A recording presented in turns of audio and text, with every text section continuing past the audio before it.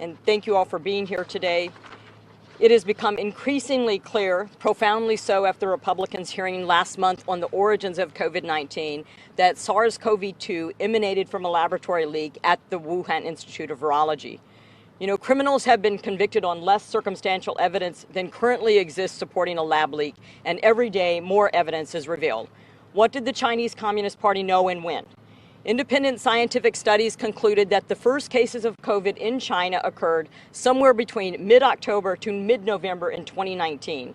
Workers at the Wuhan Institute of Virology became ill with a respiratory infection at that same time, 3 of whom sought hospital care for a respiratory illness, which would now be considered COVID-like symptoms.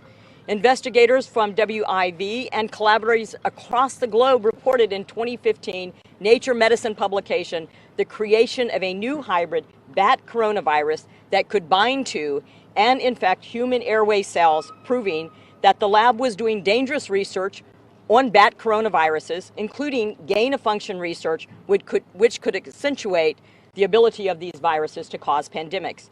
Both SARS-1 and MERS showed extensive human infection prior to developing human-to-human transmission, and none was found in 9,522 stored hospital records in Wuhan. No coronavirus in the subgenus Sarbre-covirus had a furin cleavage site. There was no CGG joblet anywhere in the subgenus, and there is an absence of genetic diversity. All of this points to laboratory leak. We know it did not come from a wet market, which was the source of secondary spread.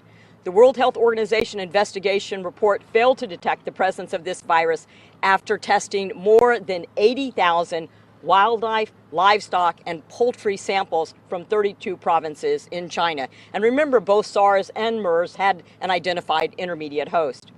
There were known laboratory leaks at this laboratory, as there are at other research laboratories. And bat coronavirus research and level 4 biosafety research was conducted in level 2 labs.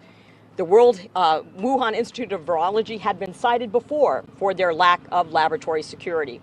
Despite this evidence, the World Health Organization perpetuated the myth that it could not come from a lab leak.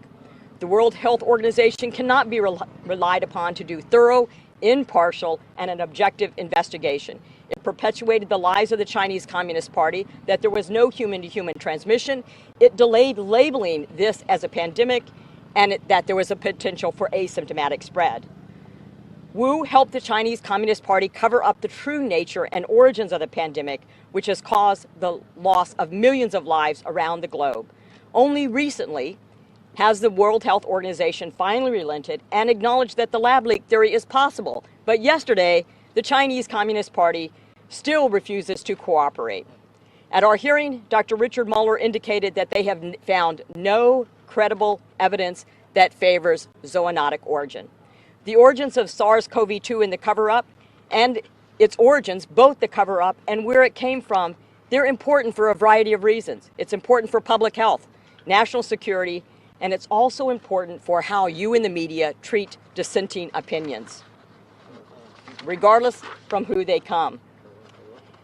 Those who talked about the origins of a lab leak were ridiculed and marginalized. In the public health arena, it's extremely important for the international community to set standards for the regulation of gain-of-function research and whether dangerous research can be conducted in these laboratories, standards for biolab safety and breach of laboratory safety protocols, or research done in adequate safety levels, and repercussions if there's not immediate disclosure and transparency of potential viruses that could lead to a pandemic.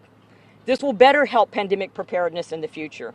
And as discussed in our hearing last month, Chinese Communist Party has acknowledged doing bioweapons research, including gain-of-function research. This is a national security issue for us all. The delays in acknowledging the pandemic and the human-to-human transmission also allowed the Chinese Communist Party to stockpile PPE, swabs, and testing reagents that would be needed to protect the health and safety of people around the world, costing numerous lives. It's now my pleasure to introduce to you Dr. Greg Murphy.